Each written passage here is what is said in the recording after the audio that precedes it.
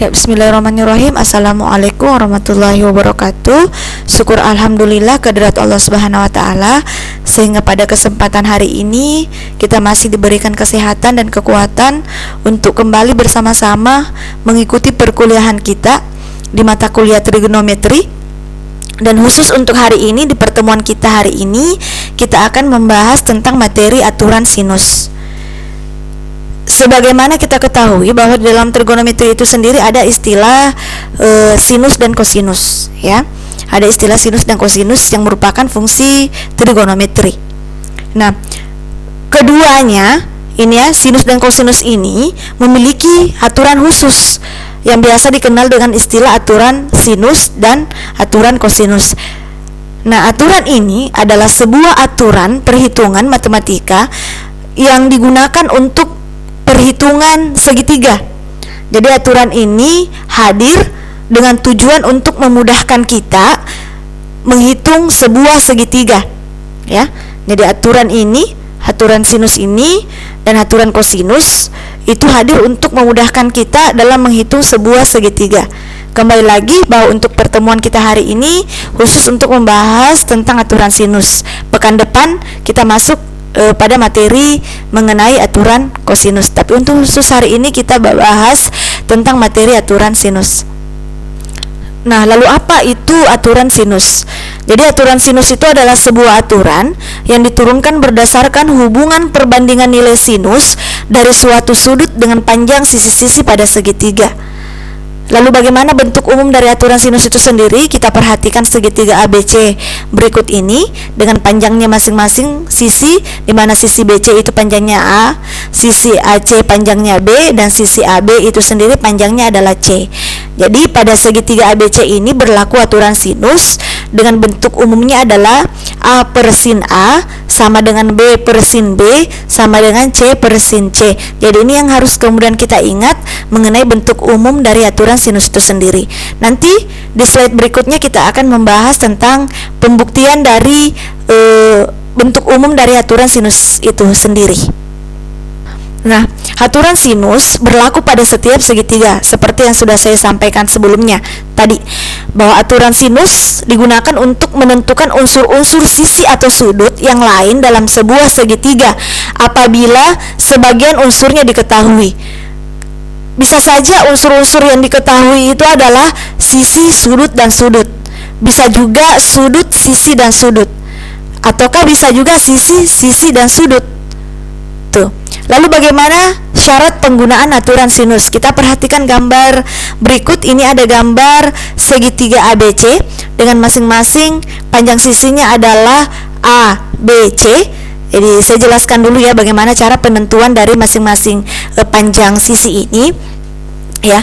Jadi untuk mengetahui panjang sisi BC itu, kenapa kita di sini kasih panjang sisinya adalah A? Karena kita lihat bahwa sudut A ini dia berada di hadapan sisi BC. Dia berada di hadapan sisi BC, sehingga kita memberi panjang sisi BC itu sendiri adalah A.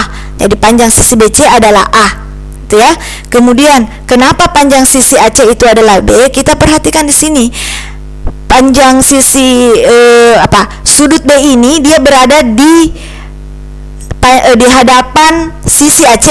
Dia berada di hadapan sisi AC, sehingga untuk peletakan dari panjang sisi AC ini kita beri bahwa panjang sisi AC ini adalah B, gitu ya. Peletakannya sini. Dia berada di panjang AC ini berada di hadapan dari sudut B, sehingga panjang sisi AC itu sendiri adalah B.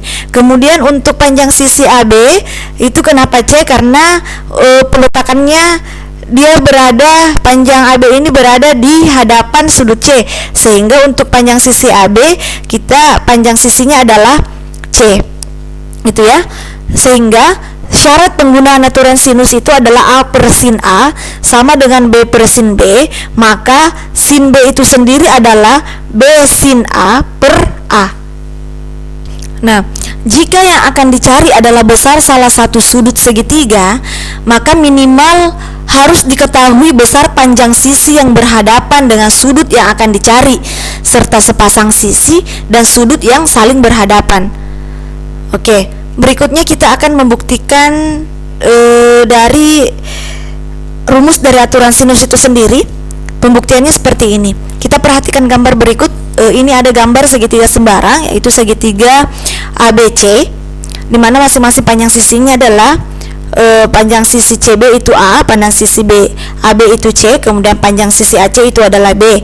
Kemudian kita menarik sebuah garis dari titik A, kita menarik sebuah garis dari titik A, ya, tegak lurus dengan sisi ini, tegak lurus dengan sisi CB ini, ya.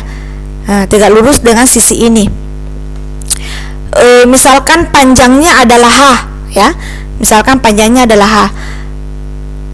Kita ketahui bahwa sudut BAC itu sama saja dengan sudut A, kemudian sudut ABC itu sama saja dengan sudut B, kemudian sudut ACB itu sama saja dengan sudut C.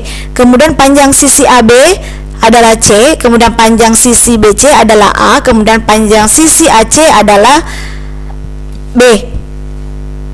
Dari gambar tersebut diperoleh bahwa sin C sama dengan H per B. Kita perhatikan dari gambar tadi, ini ya, dari sini sin C berarti sin sudut C, ya. Ya, ini ada di sini sudut C. Kemudian sinus itu sendiri yang kita tahu bahwa dia rumusnya adalah sisi yang ada di hadapan sudut per sisi miring. Kita perhatikan di sini. Sisi yang ada di hadapan sudut C itu apa? Sisi yang mana? Ya, ini ya. Jadi ini. Kemudian sisi miringnya yang mana? Sisi miringnya yang ini. Sehingga sin C itu sendiri adalah H per B. Kita cek. Ya, oke. Sin C sama dengan H per B. Maka H sama dengan ini ya. Maka H sama dengan untuk mencari ini, maka H sama dengan B dikali sin C. Berikutnya kita lihat lagi untuk mengetahui sin sudut B-nya, ya. Kita lihat di gambar tadi.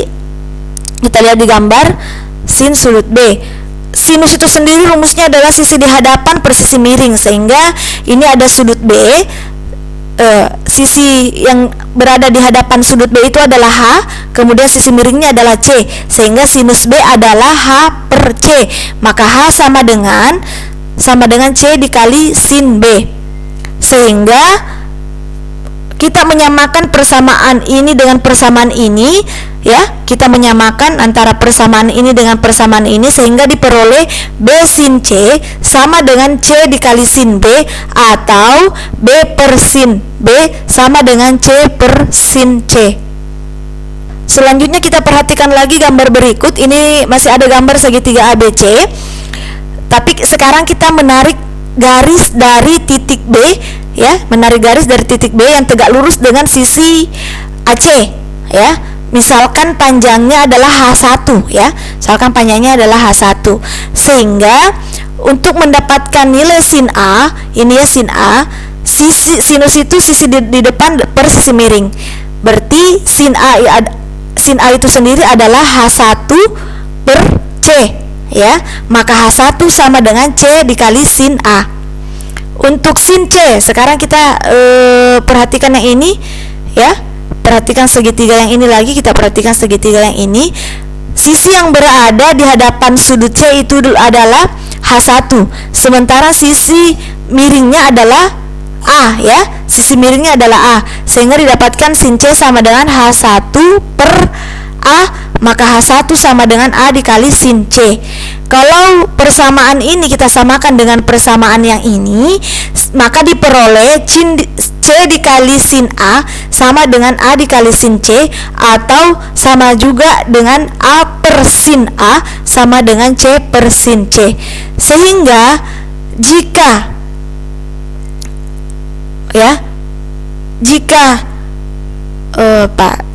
yang sudah kita peroleh ini tadi, kemudian kita gabungkan dengan yang kita peroleh tadi yang ini juga, ya. Maka jika digabungkan, maka kita mendapatkan bentuk umum dari aturan sinus itu sendiri, yaitu A per sin A sama dengan B per sin B sama dengan C per sin C. Jadi beginilah cara mendapatkan atau cara membuktikan dari rumus aturan sinus tersebut. Oke, untuk memperdalam pemahaman kita tentang aturan sinus, berikut saya berikan contoh ya. Misalkan contoh yang pertama, diketahui sebuah segitiga ABC dengan panjang AC sama dengan 5 cm, kemudian sudut ABC besarnya 45 derajat, sudut BAC besarnya adalah 30 derajat, maka tentukanlah panjang BC. Panjang BC-nya yang kemudian kita mau cari. Jadi kita gambarkan dulu segitiganya. Segitiganya tadi sudah diketahui bahwa panjang AC itu adalah 5 cm, kemudian sudut ABC itu sendiri berarti sudut B ya. Jadi sudut ini 45 derajat, kemudian sudut BAC berarti sudut A itu 30 derajat. Yang mau kita cari tahu adalah panjang dari sisi BC atau sama dengan panjangnya A ya, panjangnya sisi A. Ya, kita masukkan saja langsung ke rumus aturan sinus ya. Rumus aturan sinus yaitu A per sin A sama dengan B per sin B, karena yang kita mau cari tahu nanti adalah panjang sisi BC, dalam hal ini panjangnya A ya. Jadi yang kita ambil adalah A per sin A sama dengan B per sin B. Kenapa B per sin B yang kita ambil? Karena yang diketahui adalah panjang sisi AC, dalam hal ini panjang sisi AC itu sendiri adalah B ya. Maka yang kita ambil rumusnya adalah A per sin A sama dengan B per sin B.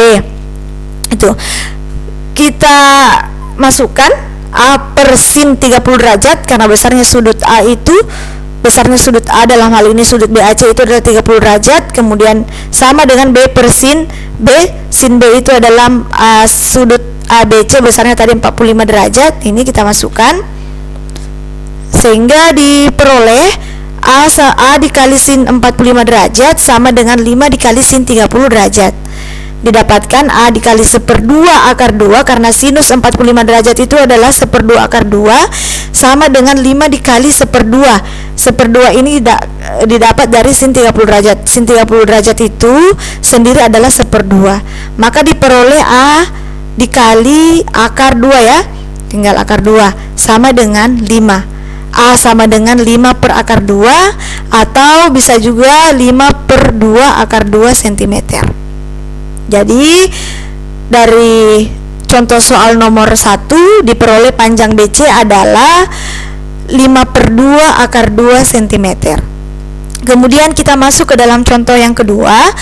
Ini ada jika diketahui sebuah segitiga PQR dengan panjang PR sama dengan 9 per 4 cm, kemudian panjang PQ sama dengan 3 per 4 akar 6 cm, serta besar sudut PQR sama dengan 60 derajat, maka tentukanlah besar sudut PRQ. Nah, jika kita gambarkan segitiganya, gambar segitiganya itu seperti ini. Tadi sudah diketahui bahwa panjang sisi PR itu adalah 9 per 4, kemudian panjang sisi PQ itu adalah 3 per 4 akar 6 cm. Kemudian kita sudah tahu bahwa sudut PQR atau sudut Q itu besarannya adalah 60 derajat. Nah, yang mau kita cari tahu adalah sudut PRQ itu berapa besarnya, atau sudut R itu berapa besarnya ya. Oke, kita langsung saja masukkan ke dalam rumus aturan sinus, karena yang diketahui tadi adalah panjang PR dengan panjang PQ sudah diketahui, maka kita masukkan saja langsung di aturan sinus. Ini ya, kita pakai ini karena berdasarkan tadi soalnya kita samakan saja dengan soalnya ya. Jadi kita pakai aturan sinusnya dengan penamaan seperti ini ya. Panjangnya tadi sisi PR itu ya, panjang sisi PR per sin sudut PQR sama dengan panjang sisi PQ per sin sudut PRQ. Panjangnya sisi PR tadi itu sendiri adalah 9 per 4 per sin 60 derajat sama dengan 3 per 4 akar 6 per sin sudut PRQ ya. Kita masukkan sehingga didapatkan 9 per 4 per sin 60 derajat itu sendiri adalah 1/2 akar 3 sama dengan 3 per 4 akar 6 per, karena ini yang mau dicari tahu sudutnya besarnya sudut R atau sudut PRQ, 3 per 4 akar 6 per sin sudut PRQ. Selanjutnya kita kali silang ya. 9/4 dikali dengan sin sudut PRQ sama dengan 1/2 akar 3 dikali 3/4 akar 6. Sehingga sin sudut PRQ itu sendiri sama dengan ini ya, perkalian ini dibagi dengan ini ya, hasil perkalian ini dibagi dengan ini. Hasil perkalian ini didapatkan 3/8 akar 6 akar 18/9 ini 9/4 ya. Sehingga sin sudut PRQ hasil akhirnya itu kita dapatkan 1/2 akar 2 ya. Setelah diproses hasilnya adalah 1/2 akar 2. Sin sudut PRQ itu adalah 1/2 akar 2. Sekarang kita cek sin berapa yang kemudian mendapatkan nilai 1/2 akar 2. Sin berapa yang hasilnya 1/2 akar 2 ya. Sin 45 derajat ya, sin 45 derajat, sehingga besar sudut PRQ atau sudut R itu sendiri adalah 45 derajat ya. Jadi sudah didapatkan bahwa besar sudut PRQ adalah 45 derajat. Oke, cukup 2 contoh soal ini saja saya berikan. Mudah-mudahan kalian sudah paham, dan untuk lebih mempertajam lagi lebih memperdalam lagi pemahaman kita mengenai aturan sinus ini, maka silahkan kerjakan 2 tugas yang saya berikan ini. Tentukanlah panjang BC pada segitiga berikut ini gambarnya ya. Ini sudah ditentukan panjang AC berapa, kemudian sudut A berapa, sudut B berapa. Itu sudah ditentukan. Kemudian tugas yang kedua, tentukan besar sudut C pada segitiga berikut. Ini sudah diketahui panjang AC-nya berapa, kemudian panjang BC-nya juga sudah ada. Kemudian panjang sudut A-nya besarnya 60 derajat juga sudah diketahui. Oke, silakan dikerjakan. Untuk materi aturan sinus pada kesempatan hari ini kita cukupkan sampai di sini. Lebih dan kurangnya mohon dimaafkan. Saya akhiri dengan ucapan billahi fi sabilil haq fastabiqul khairat. Assalamualaikum warahmatullahi wabarakatuh.